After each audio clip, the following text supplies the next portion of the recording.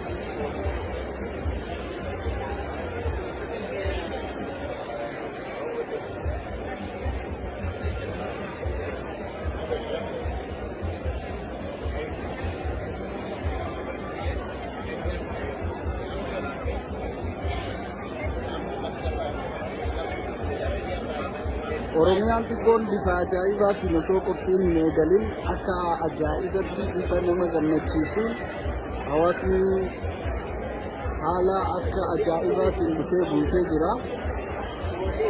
Simannaan waan ajaa'ibaati.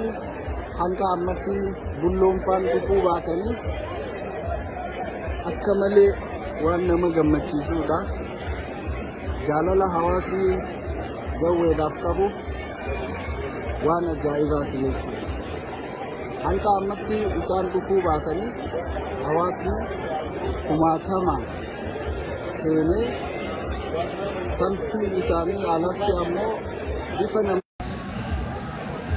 bifa nama gammachiisuun haala ho'aadhaan haala ajaa'ibaatiin jechuudha galaa jira. Almost galmee yoo xiqqaate namoota baay'eedha qabata. Halumarraa ka'uudhaan ganaadha yerooni hanga ammatti bulloonfaan hin dhufne garuu dhufuudhaaf ammoo haala ajaa'ibaa ta'een hawaasni simatee jira. Gaafii qabanii fi yaada qabanii fi jaalala qabanii fi hamdii qaban hunda galfachuudhaaf namni tokko hin hafne, sheekotiin hin hafne, qeensonni keenya hin hafne akka ajaa'ibatti jechuudha. Nama rabbiin ol fuudhe wanni qaqqabu hin jiru. Kanaaf hawaasni keenya naannoo hundatti bifa ajaa'iba ta'een akka simatu abdii qabna. Jabaa ifii abbaatu jabeeffate. Jabaa keenya diinaa wajjin irratti duuluun akka malee Oromoodhaaf caba waan ta'eef hawaasni waan kana akka gaariitti beekee jabaa ifii jabeeffachuu qaba. Wal malee humaan qabnu waliif jirra. Jabaa keenya ifii nyaachuu qabnu. Kanaaf hawaasni Oromoo yeroo ammaa kana haala nama ajaa'ibsiisuun ololoota tokko irra dabruudhaan jaalala bulloodhaaf qaban bifa ajaa'iba ta'een simachaa jiranii jechuudha. Ganaadha galma laafee miti jechuudha. Galma laafee miti. Waan ajaa'ibaati. Jara keenya waan ajaa'ibaati. Waan ajaa'ibaati. Haalli jirus haala ajaa'ibaati. Haala nama gammachiisu. Ganaa seenaa jiran. Kursiin duuba saniin ammallee ni jirti. Ammallee buqqaanii yoo dhufanis ni fuudha waan natti fakkaata. Bulloon kana fakkaata. Akkana jaallan keenya Minisootaan Oromiyaan xiqqoon bifa ajaa'ibaatiin bulloo simachaa jirti. Naamusni hawaasa keenyaattis akkaan nama gammachiisa. Akkaan nama gammachiisaa jechuudha. Haaluma agarru kanaan uummanni Oromoodhaaf bal'aan jaalala jabaa isaatiif qabu jechuudha. Jabaa isaa ol fuudhee diina mataa gad deebisaa jira jechuudha. namoota baay'ee biratti waan salphaa ta'uu malaa jechuudha. Akkanatti namoota baay'ee jabaa ifii jabeeffachuu diinaaf caba firaaf ammoo gammachuu. Kanaaf akkasitti beekamuu qaba. Maal jedhu? Nagaa jirtanii fayyaadhaa warri mana jirtanillee manatti nafinaa gabbahaa guyyaa jawaar gabbahee akkanatti lubbuudhaan rabbiin isa baase daawwan jallee sagalee haga sarjarii nusaatu hunda geenne alhamdulillah rabbil alamin kalee yeroo guu ijaan argu wayyaa rabbii kiyya fiigillee na godhe bararillee na godhe bararu jedhe lafallee gachiisee akkana gangaladhu jedhe gammachuu soo kanaafuu baga rabbiin lubbuu jiraachisee nu baase bara abdii murannee ture bara abdii murannee ture guyyaa kana waan argamu nutti hin fakkaanne guyyaa kanatti isa simannu alhamdulillah rabbil alamin gammadaa diinni garaan haa gubatu fayyada diinni garaan haa gubatu lafaa ka'uun laal jaalbarro jawaar ija kennaa fi gurra kennaa fi ilma oromoo tokkummaadha maali gooliin kenna oromummaadhaan oromiyaa kenna bilisummaadhaan duuba bilisummaa akkamii arganna yoo nu walii galle yoo nu wal jabeeffanne jabaa ifii yoo jabeeffanne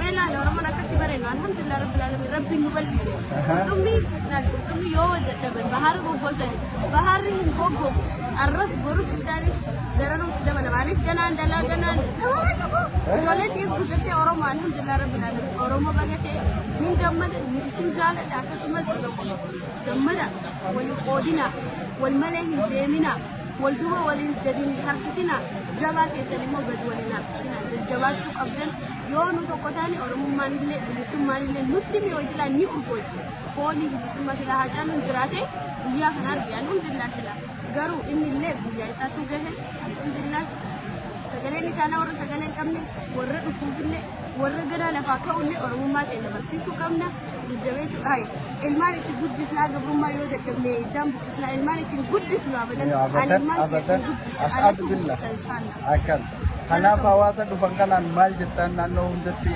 akka hirmaataniif hawaasa Minisootaa Oromiyaa xiqqoo kanaaf maal manni guddoon an qabu haga namni manaa gasi baasan eegin dirqama oromummaa keenya ofitti beekiti an oromoodha jedhu gabbahii dalage oromoo haga namni manaa gasi baasan eegin nayyaamne hin dhageenye no akkas ta'uu qabu. Akkatti dhufuun qofti diinaaf caba guddaadha. Jabaa ifii akkatti dhufuun qofti. Eerpoortii keessa warri dalagu warri amaara akkamitti garaan gubate. Abdiin oh my god jettee amaarri bukokee. Faranjiin nulaaltee nulaaltee sanboota rekoordii godhu eegalte soo kana caalmaa barbaadde sagaleen keenya bakka hundatti alhamdulillah galatoomii naa jiraadhu. Akkas galatoomii hedduu galatoomii jaallan keenya akkana kanagaa hawaasni Oromiyaa xiqqoodha. Hedduu nama gammachiisan waan ajaa'ibaati. Karaa takka hawaasa irratti isin deebisa. Galmi kun galma laafuu midhaachuun kaameraallee waan wal qaqqabu natti hin fakkaatu. Kaameraallee waan wal ga'u natti hin fakkaatu.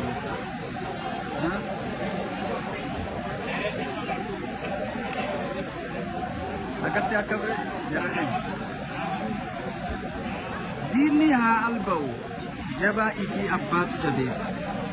Akka inni gartee kana caalaa siif hojjetu siitu godha jechuudha.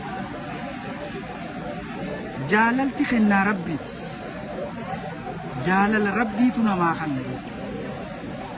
Fakkeessanii akka gurbaa kanatti akka gurbaa diimaa kanatti jaalala horochuun hin danda'amu. Fakkeessuun hin danda'amu jechuudha.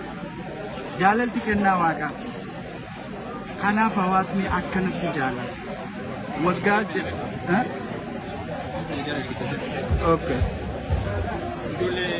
Isiniif hin deebi'aa?